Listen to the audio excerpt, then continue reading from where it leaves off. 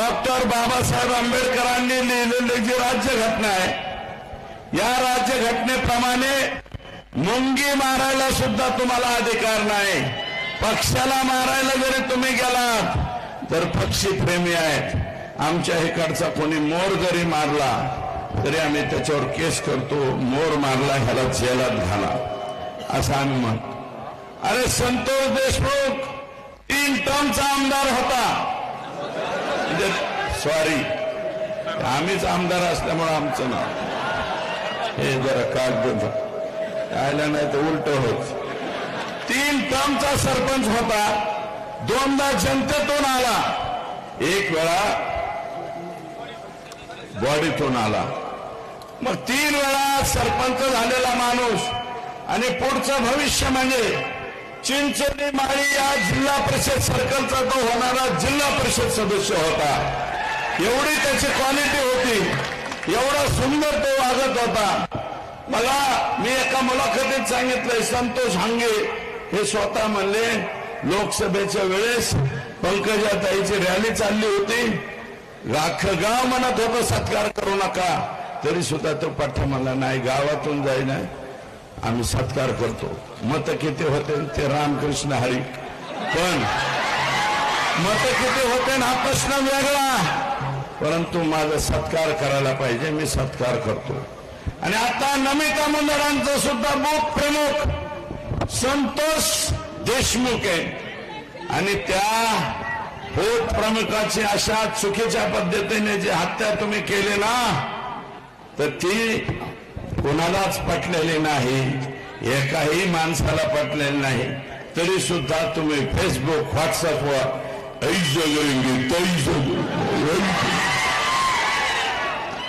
आणि असले नारपाळे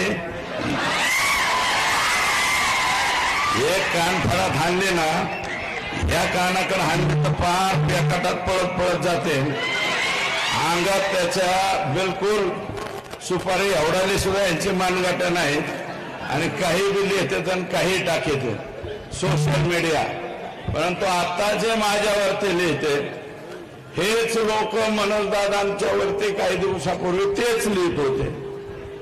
हेच त्याच्या पाठीमाग राज्याच्या मुख्यमंत्र्यांवर, देवेंद्र फडणवीसांवरती सुद्धा हेच लोक लिहित होते. यांनी देवेंद्र फडणवीसांना टरबुजा खरबुजा आमचा आम्ही नाही केला, टरबुजा आम्ही नाही केला, ह्यांनी केला. आणि तेच आज उठून मला शिवा घेते, मला गाड्या देते, याची अवकात काय त्याची अवकात काय. अरे माझी अवकात काय, 80,000 मतदानांनी उघली. आणि या बीड जिल्ह्यात धनुभाऊ तुम्ही 1,42,000 मतांनी निवडून आले वरले.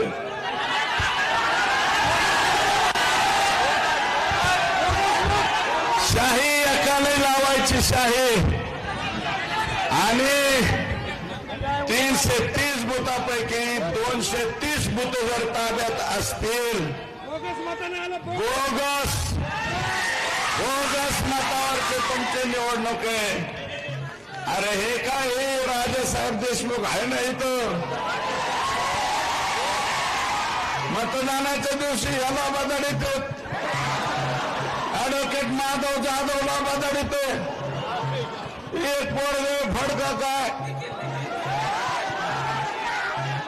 त्याचा बाप.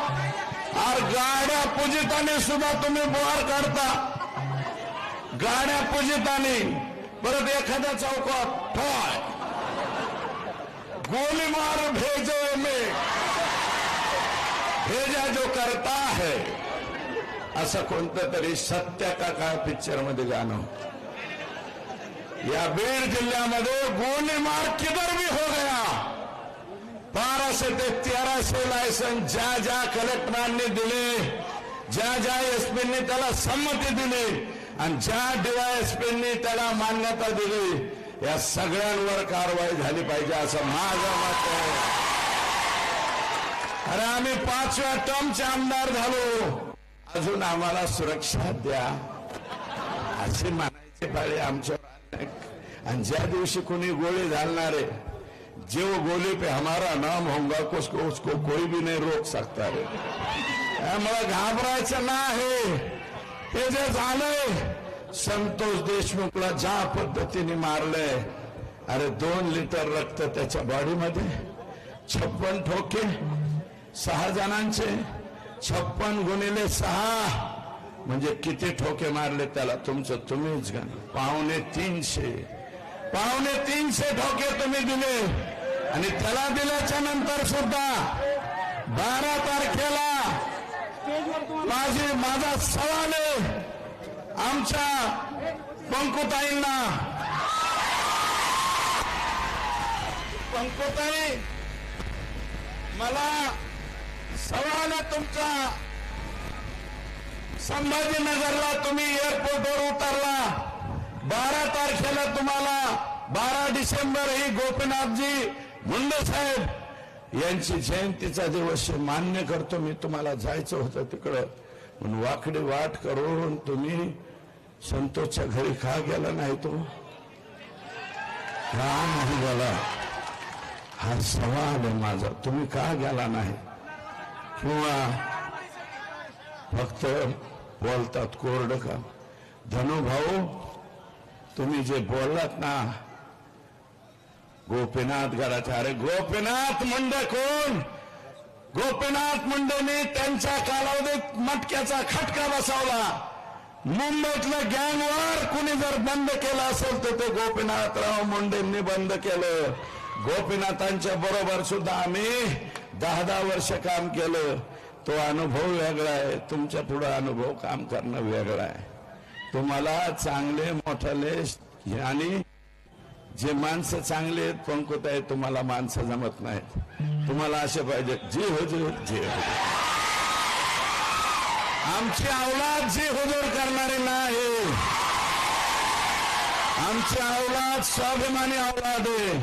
तुमच्या पुढे जी हुजूर करणार नाही. आजपर्यंत केला नाही आणि उद्या बी काळाच करणार नाही. भले राजकारणात बाजूला जाऊ, परंतु पंकुताई, तुम्ही जसं यायला पाहिजे होतं तुम्ही आल्या नाही. चुकलात. याचं उत्तर द्या. काय असेल देऊ वाटलं तर द्या, नाही तर अपेक्षा मी नाही. नाहीच भेटायला आला तर अपेक्षा काय तुमच्याकडून? किमान तुमच्याकडून अपेक्षा होती, पण ते नाही. 300 टिप्पर वाळूचे, 400-500 टिप्पर फुकाट राखेचे. मी माहिती घेतली, राख कस काय उचलत आहेत ते म्हणलं डायरेक्ट पिस्तूल घेऊन येतो. अधिकारी म्हणतो इथं राख भरू नका. गोली मार द्यायची.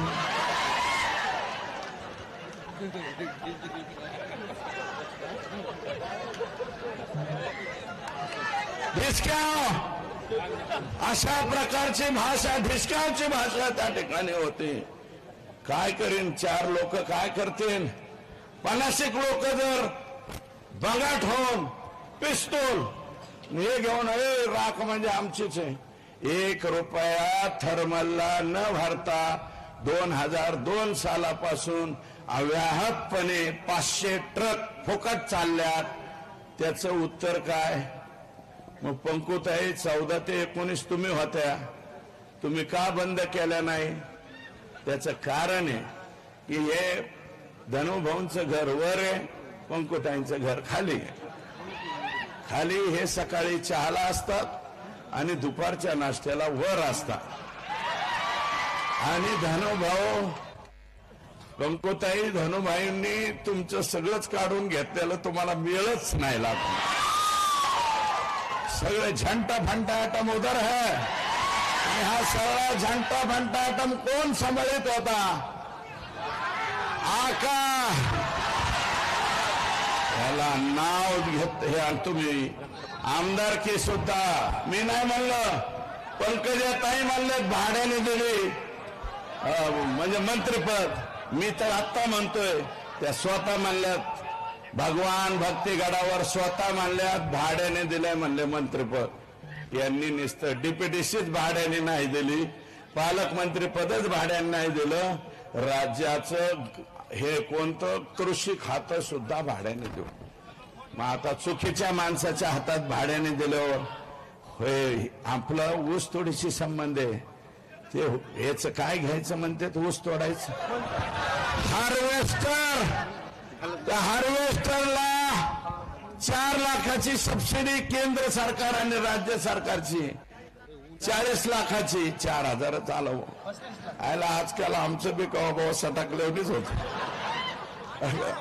त्यातल्या त्यात दादा असल्यामुळे थोडं प्रेशर आलं आजपर्यंत कोणाचंच प्रेशर नाही ठेवलं पण ओलिसात प्रेशर येत हे घेणाला का कुठं माग काय बघ माझं म्हणणं आहे 40 लाखापैकी 9 लाख वाल्मिक कराडच्या घरी गेल्याशिवाय फाईल मंजूर होत नव्हती खरं आहे का खोटं काहीतरी ऊस तोडे हात असतील वर हात करा नाही दाखवा ना ही करोन कहाणी आमच्या बीड जिल्ह्याची करोना कहाणी नाही म्हणत करोना कहाणी तर वेगळीच आहे मी फक्त करोन कहाणी म्हणतोय करोन कहाणी करोना कहाणी तर रोज माझी माय मावली ती पहिली बायको असून सुद्धा तिचं लय हाल चाललेत रे त्यामुळं मला अधिकच काही बोलायचं नाही भाऊ तुम्ही जे बोलतात ना तर चुकीचं राखेमुळं दमा त्वचेचे आजार व्हायला लागले परळी तालुक्यातल्या लोकांना कोणी काही बोलत नाही वाळू बिंद आणि दहीफळे नावाचा एक कोणीतरी पियाय शिरसाळ्याला खरं आहे का खोटं एवढं सांगा शिरसाळ्याचं कागद शिरसाळ्याचा दहीफळे पक्षाचं कार्यालय असल्यासारखा वागतो प्रकाश दादा तुमचा पक्ष फार मोठा हो असा तुझाच पक्ष आहे हो माझा नाही ना महबूबाईचा नाही मोहनचा नाही तुझाच पक्ष आहे असं वाढवा पक्ष दहीफळे सारखे आनंद पक्ष वाढा अरे अख्ख्या 300 ट्रक दहीफळेच्या मार्गदर्शनाखाली 500 ट्रक दहीफळेच्या मार्गात इलेक्शन मध्ये कोणी काय बोललो चुप बैठो नाही तर कौन कोटूंगा दहीफळेच पिस्तोल लावतोय अरे काय तरा काय अवस्था कुणीकडे नेली आणि तुम्ही गायरान जमीन शिरसाळ्याची आखीच्या आखी ढापली अरे 1400 एकर का हेक्टर जमीन होती सगळीच्या सगळी ढापली आणि मार्केट कमिटीला आहेत ना इथं असतील ना शिरसाळ्याचे कोणीतरी अरे उठून उभा राहा ना मर्द असला तर उभा राहा गणपत पाटलाचा मावळ भाऊ असला तर उभं राहू नको तर यांनी 1400 एकर गायरान जमीन हल्ली सगळे वाल्मिक कराड आणि धनंजय मुंडेंचे बगल बच्चे यांनी जमीन हल्ली आणि कोण सोडलाय अरे तुम्ही ओबीसी म्हणता तिथं बंजारा समाजाचे लोक होते बंजारा समाजाची स्मशानभूमी सुद्धा इकडेच घेतली एवढी आजो इलेक्शन आले की एवढी आजो इलेक्शन संपलं की बाजाजो बंजाऱ्यांची अर्धी स्मशानभूमी तुम्ही घेतली बंजारा समाजाचं उठवून लावलं पारधी समाजाचं तुम्ही फुले शाहू आंबेडकरांच्या गप्पा मारता अरे या देशामध्ये या राज्यामध्ये फुले शाहू आंबेडकरांचा विचार चालतो आम्ही सुद्धा मानतो चालतो त्या फुले बस करू का फुले पारधी समाजाची घरं बुलडोजरनी तोडली अजून बडे मिलिटरी मॅन बडे हा तो वंजारी समाजाचा आहे ना तुमच्या स्वतःच्या समाजाचा त्याच्या मुलाची ग्रामपंचायतला नोंद असून बडेला सुद्धा हाकलून लावलं बडे रागो ते म्हणतात मी मिलिटरी मॅन आहे अरे मिलिटरी मॅनाबद्दल स्वाभिमान असावा लागतो आमच्याकडे शहीदांच्या खाणी शहीद सुभाष सानप, सोंडगे, वालेकर, किती नावं घ्यायची, भरपूर आहेत. सगळी फार आहेत आमच्या बीड जिल्ह्यामध्ये. वेळ जाईल म्हणून बोलत नाही. ग्रामपंचायतला नोंद असून बडेचं घर उपसून टाकलं, बडेचा व्यवसाय उचलून टाकला, त्याला जागा दिली नाही. आणि एकूण 600 बाट्यात तुमच्या शिरसाळ्यात इट बाट्या 600, त्यातल्या 300 बोगस, 300. आणि त्या सगळ्याच्या सगळ्या आदरणीय धनुभाऊ आणि छोटा यांच्या आशीर्वादाने चालणाऱ्या, याची चौकशी लावणारे जिल्हाधिकाऱ्यांना सांगणारे मी, हे तिकडे जावा. निसार पट्टेदार हा गोपीनाथजी मुंडे साहेबांचा कट्टर समर्थक होता. मुस्लिम समाजाचा पंडितांना पडले, हा निवडून आला. 1 महिन्यात टोकवाडीच्या तिथे ऍक्सिडेंट होऊन गेला. तिथले लोक काय म्हणते त्याबाबत तुम्हीच जा. आणि ती वेळवाल्यावर तुमच्या पाया पडतो, लाका खालचं दाखवा, तुम्ही वरचं दाखवा. हिम्मत का झाली हे संतोष देशमुखापर्यंत येण्याची?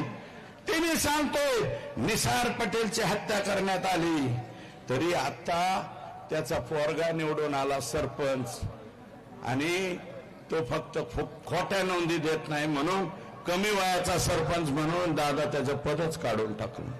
सरपंच पदावून काढला, परत आला तो कोर्टाकडून.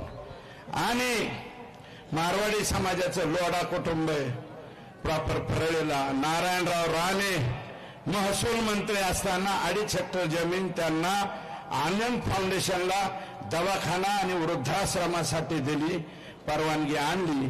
पण वाल्मिक तात्यालाच अध्यक्ष करा आणि साहेबांच्या कोणीतरी सचिव करा, उसके सिवाय तुम दवाखाना इधर नहीं डाल सकते, मथाऱ्या माणसा की सेवा नहीं कर सकते, ऐसा इनका राज है.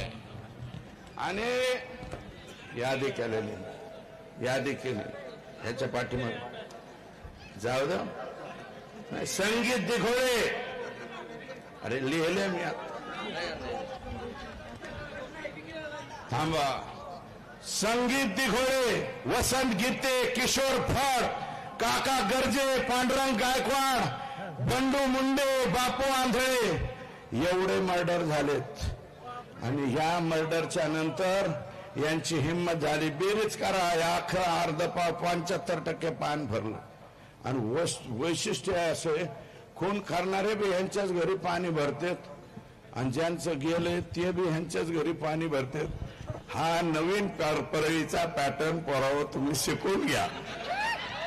आणि हा पॅटर्न याची व्याप्ती वाढत गेली, म्हणून हे संतोष देशमुखांच्या पर्यंत आले. म्हणून माझी विनंती आहे बर का, आकांचं तर लय बाहेर यायला लागले. परळीत आकाची जमीन, मांजर सुंब्याला हे तर जमीन जाधव नावाच्या रसाळांची घेतली. रसाळ जमीनच नाही, त्या रसाळांची जमीन आहे. आणि वाल्मिक अण्णाला काय टाकायचंय, पोहायचं ते नसते का, स्विमिंग पूल टाकायचा आहे. आणि जमिनी कोणाच्या बी उकरितो, वाटण त्याच्या जमिनी उकरितो. अरे सिकंदराला सुद्धा ही परवानगी नव्हती, ॲडॉल्फ हिटलरला सुद्धा नव्हती. नवीन ॲडॉल्फ हिटलर तयार झाला का काय बीड जिल्ह्यात, नेमकं काय झालं? अत्यंत बेकारी. अध्यक्ष मांजर संभा, सिमरी पारगाव तालुका माजलगाव, दिघोळला तर आम्हाला कळतच नाही इतकी जमीन आहे आकाची. इथपासून तर बीड शहर क्रॉस करून पलीकडे जमीन असेल. हे कुठून पैसे आले एवढे पैसे? आणि मी म्हणलंय आता इथं संदीप भाई आहेत, मी आहे, खासदार आहेत, प्रकाश दादा आहेत, 4 जण तर इथंच झालो. 4 मत तर आपण एका बाजूला राहतो ना. फक्त एकच चौकशी करायची, एक चौकशी करायची. गेल्या 10 वर्षामध्ये हे पालकमंत्री असताना 70% निधी एकट्या परळी मतदारसंघाला गेलाय, 70%. आणि बाकीचे आम्ही संदीप भाईयानं आम्ही गेले कोर्टात हायकोर्टात हिंडून बेजार कहा संदीप भैया गया उधर. त्याच्यामुळं 70 किती पैसे तिकडे ते सुद्धा आम्ही सांगू. आणि सगळ्यांना माझी विनंती, हे लेकरू जरी उघड्यावर पडलं असणार ना, आपण सगळेजण मिळून त्याच्या मागे उभा राहण्याची आवश्यकता. फक्त तुम्ही सगळेजण माझ्या सहित तुम्ही सगळेजण उभा राहताल का नाही एवढा शब्द द्या. जरा वर हात करा.